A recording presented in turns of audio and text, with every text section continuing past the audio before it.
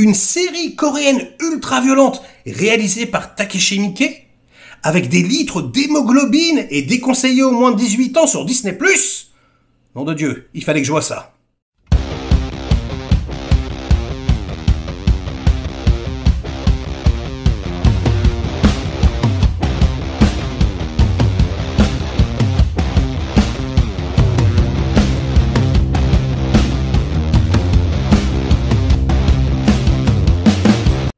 Salut les cinéphages, c'est Merege, et aujourd'hui, événement, et pas qu'un peu les amis, puisqu'on vient parler de la nouvelle création de Takashi Miike.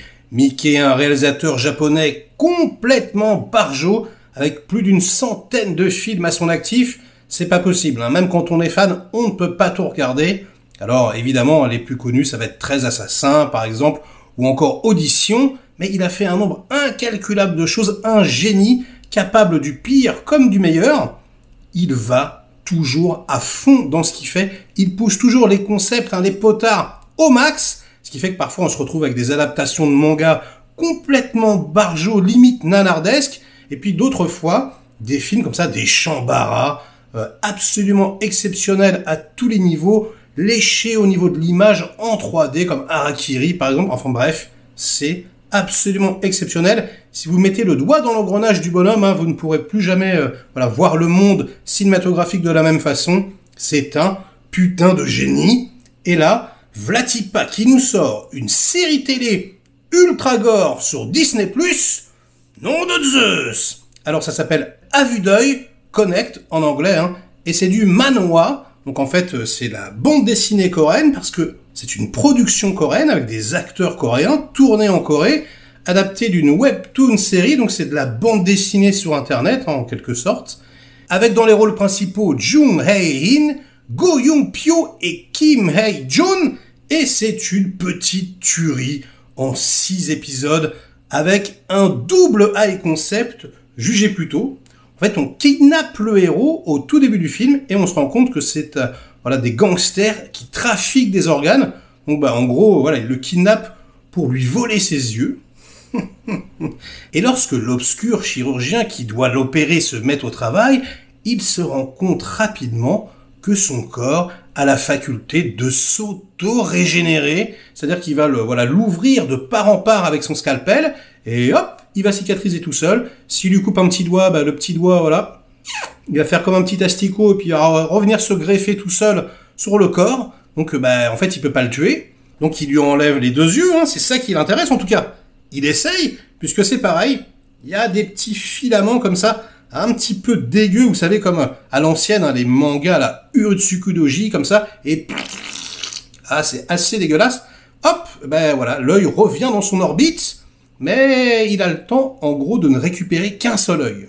Voilà, je vous spoil pas plus, il saute par la fenêtre, il s'échappe, et deuxième high concept, l'œil qui reste, le chirurgien a la bonne idée de le greffer sur un de ses patients également, sauf que ce patient s'avère être un serial killer. Alors un serial killer qui en gros va faire des œuvres d'art avec des corps humains. Je vous en dis pas plus. Le mec est complètement barjot, Takashi Miike quoi.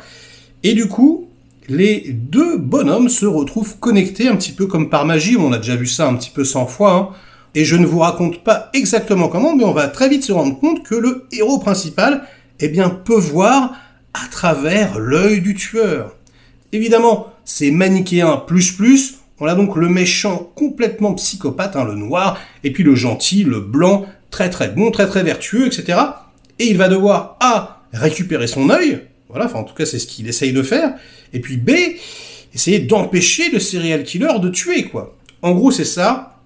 Et ça va se transformer en une espèce de gloubi-boulga, où à la fois, il va tomber sur une journaliste qui essaye de découvrir la vérité, à la fois sur des flics qui comprennent pas trop pourquoi, à chaque fois qu'il y a un meurtre, lui se retrouve là. Alors il se balade en plus avec un cache-œil, ressemble un petit peu à un pirate comme ça, c'est vrai que c'est pas super discret. Et on va, s'amuser pendant 6 épisodes à nous raconter des pérégrinations de ce type qui, finalement, se retrouve à la fois traqueur et traqué, et c'est une putain de bonne surprise. Déjà, mais ça cartonne. C'est-à-dire que vraiment, quoi, il y a des scènes d'action, des scènes de combat qui font, pour le coup, très hongkongaises, avec de très très bonnes chorégraphies. C'est pas souvent, enfin, je veux dire, quand on regarde un film japonais, c'est quand même assez rare. Et pourtant, on a une réalisation, une photographie qui fait pas du tout coréenne, parce que c'est beaucoup moins léché, on va dire, que le cinéma coréen. Là, c'est beaucoup plus brut de décoffrage. On sent que, voilà, ils ont filmé très vite, mais en même temps, il y a quelque chose de très viscéral, de très intéressant. Les acteurs sont tous très très bons. L'acteur principal, extrêmement charismatique, je trouve, très très sympathique, bon, il est très beau, et en même temps, voilà, il dégage un certain mystère, vraiment, enfin, je trouve que c'est une bonne découverte, je le connaissais pas.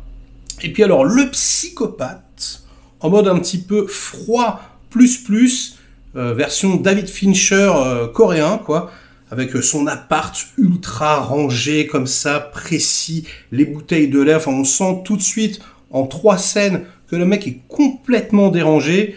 Voilà, il travaille dans un open space. Si tu dépasses sa petite ligne blanche avec les pieds, le mec pète un câble. Enfin voilà, c'est assez marrant.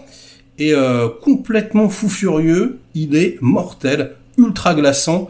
Et pareil, quand il se met en action, quand il sort, voilà, ces 2 petits points où il se met à kicker, c'est assez marrant parce que, voilà, il passe de quelqu'un de complètement monolithique à une sorte de guerrier comme ça, voilà, qui se bat à la Jean-Claude Van Damme, bonne époque.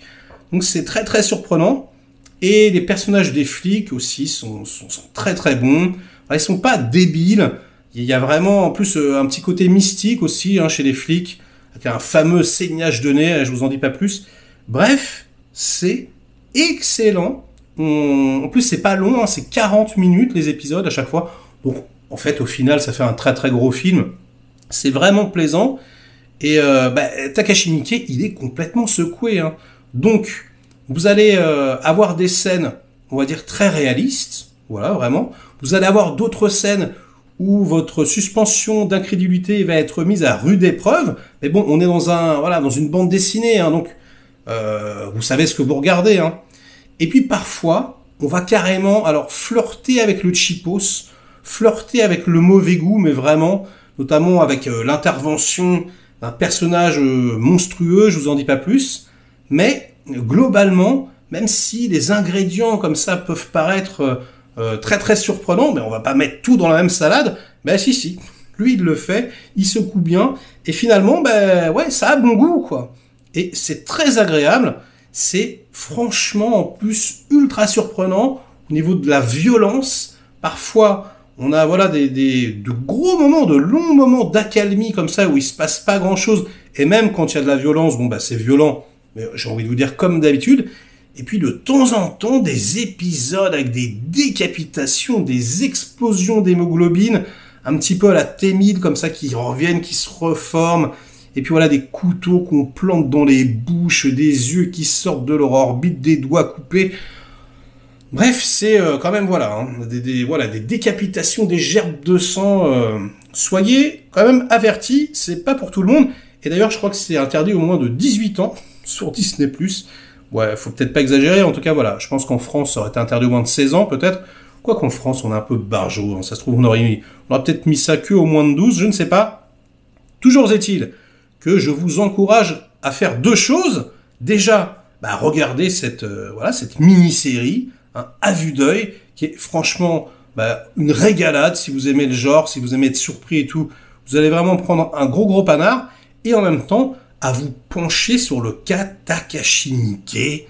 Purée, mais le mec, comme je vous le dis, c'est un génie, un réalisateur japonais qui est extraordinaire. Donc commencez peut-être par Audition, voilà, ça va vous calmer d'entrée, et puis peut-être 13 assassins dans un genre beaucoup plus classique, mais vraiment extraordinaire aussi, mais vous verrez que le mec, c'est vraiment, il peut faire le grand écart. Je parlais de Van Damme tout à l'heure, là c'est pareil, il passe d'un style à l'autre avec une aisance prodigieuse, et vraiment, il faut le découvrir. Si vous n'avez jamais vu rien de sa filmographie, vous allez découvrir quelque chose d'absolument incroyable.